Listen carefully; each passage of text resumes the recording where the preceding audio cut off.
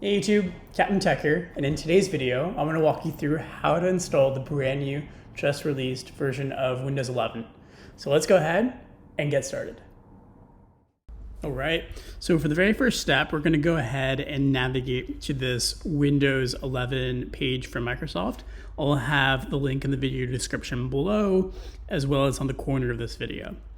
And what's neat about this website is they actually have this installation assistant that they developed, which will tell us first, right away, whether or not our computer is compatible with Windows 11.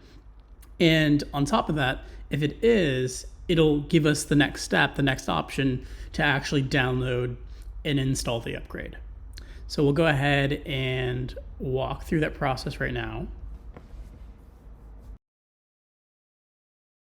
And as an example, this is what it looks like if your computer isn't compatible. It'll tell you that the PC doesn't meet the minimum system requirements. And by contrast, if our computer is compatible, we'll see this option to install Windows. And we'll go ahead and select that option. And then once that's done, Windows 11 will start downloading. And finally, it'll give us the option to restart our computer once the download is finished.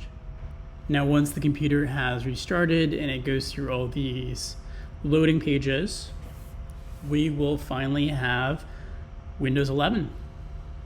All right, folks, that's all I have for you today.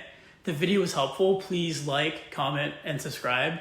Your feedback's super important. It helps me understand whether or not this was important and whether I should make similar videos in the future. Take care.